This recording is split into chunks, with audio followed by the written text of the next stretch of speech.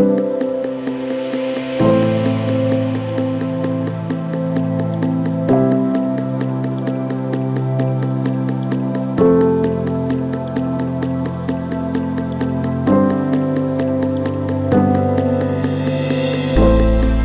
since coming to Church of Joy, it's been a blessing. Well, not only to myself, but for my wife and my family. Just walking in through the doors, the warmth that you get, being greeted by everybody and with a smile and feeling the presence of God in the house, it gave me the chills. It just had my hair standing up.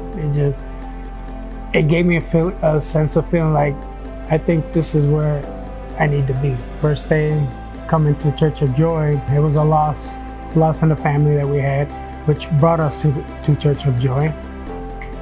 And the sense of when I walked into that and noticed how everybody was genuinely willing to help out in any way, show compassion for you, with what you're going through. It was nice. It was a good feeling. After the service and everything, just listening to Pastor and everything all the words that he said and, everything that he did for us. Something, inside of me said, here's your chance.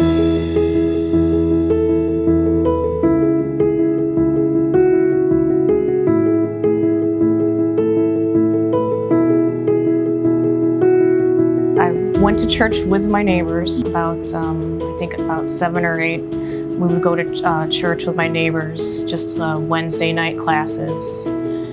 Up until I was about 12, I would say. And then after that, I kind of didn't go to church anymore. There was no more classes once you turn 12. I was in church with my grandmother when I was a child, and it was in Spanish, so being a kid, I never paid attention, just running around. I would say it wasn't important. I wouldn't talk about it. It was like if somebody would bring it up, I would kind of like brush it off. I mean, I always believed in God. That was always 100%. But to follow His lead and to follow His word and to live His life, that never crossed my mind.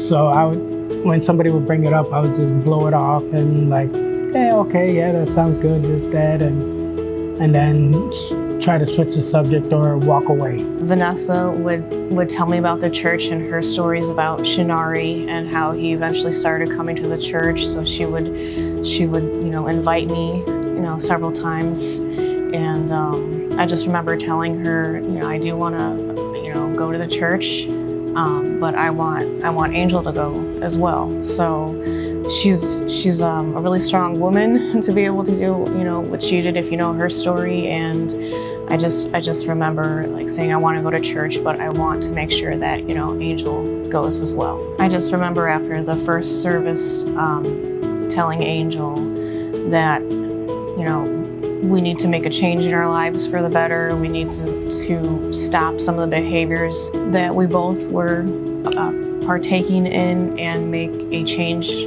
for the better for both of us, for our families, for our health.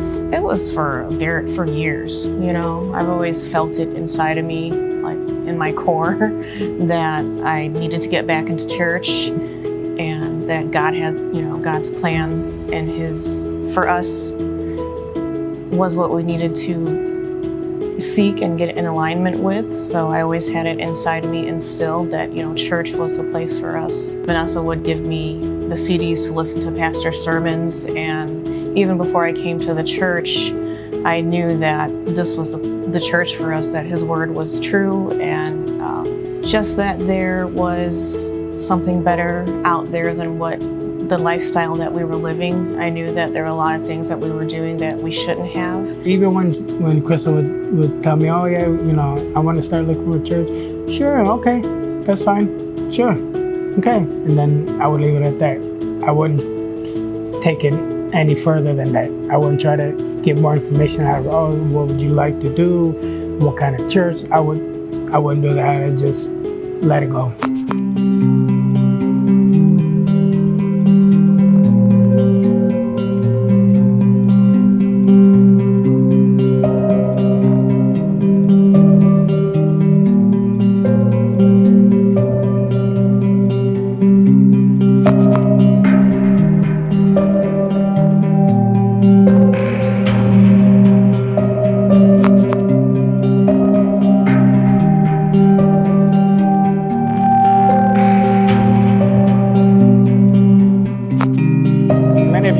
PhDs in neuroendocrine tumors. And I know that many of you have been to these conferences, read a lot about this disease.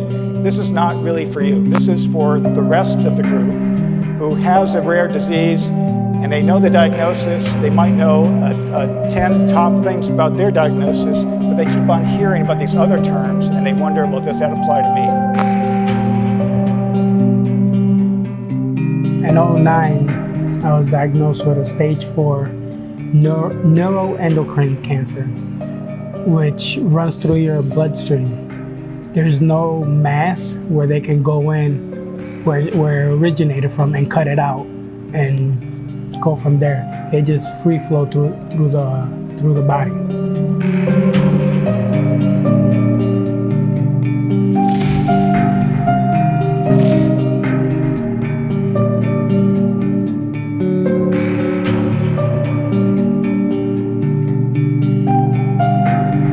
But less than 5% of people in the world will get that form of cancer.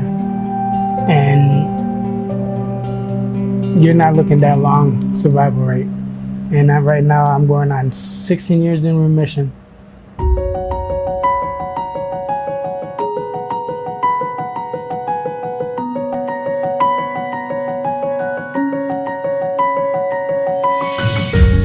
I would just continue to ask him, like, do you want to live out your true purpose?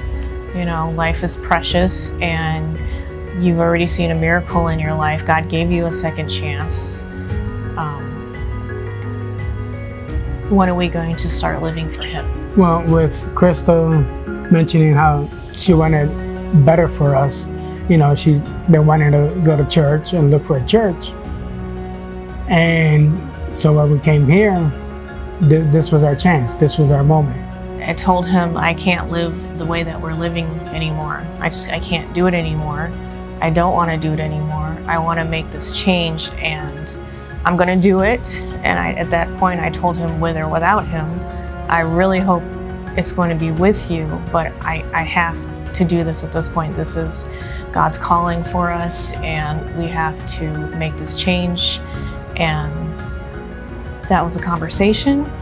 And I don't know if it was the same night or the next day, but we decided after that we would be going to church together, and we didn't stop going. It must have been perfect timing, some that when I needed to hear it, but every week I needed to hear it. Mm-hmm. His word would just hit so deep inside me, and I'm like, how does he know this about me? Like, how does he know I need this word right now?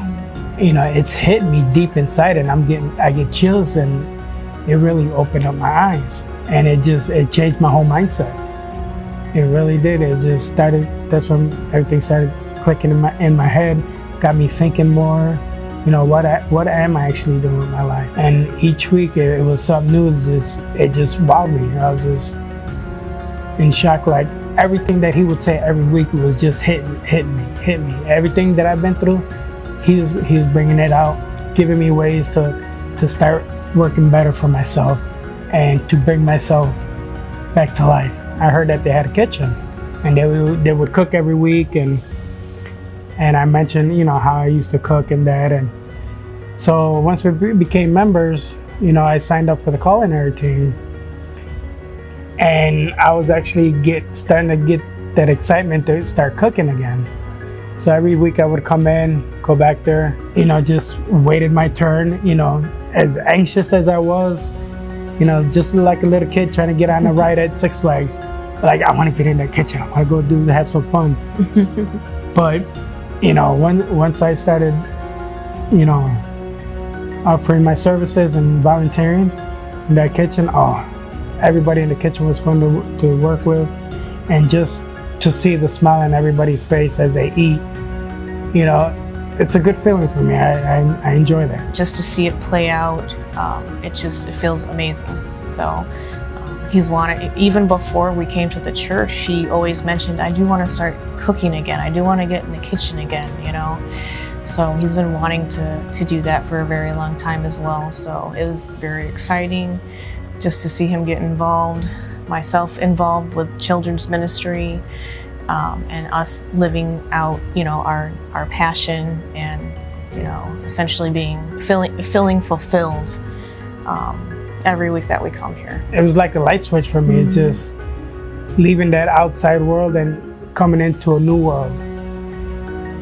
And just the joy that I felt, just gave me more purpose and energy to put towards working my way with God, seeing what my purpose in life was. And I found it here, between cooking and even doing Sidewalk Sunday school with kids, because I enjoy being with kids. I like playing with kids. And it was just a complete change where I couldn't even explain it.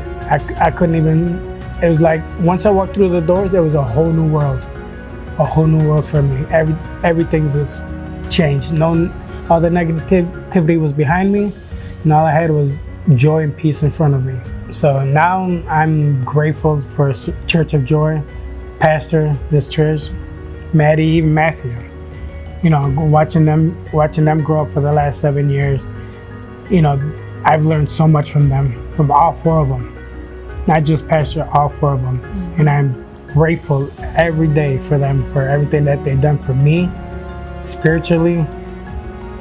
I can't thank them enough. Just seeing where we were at when we first started coming and where we're at now, it's just a huge change for us. I'm just very grateful that we both made it through some of the challenges that we had, personally in our marriage, with our health, and that today and right now we're both doing the best that we've done in so many different ways, and we still have a lot of things to work through, but we are both in a better place. I can say that we've been, in the last 20 years. Every part of the church, from pastor's sermons to Miss Trish's sermons, getting to see the outreach towards the children is extremely touching. For Maddie and Matthew, just being able to be a part of a legacy to reach the younger generation and to be able to see the fruit from that is such a blessing.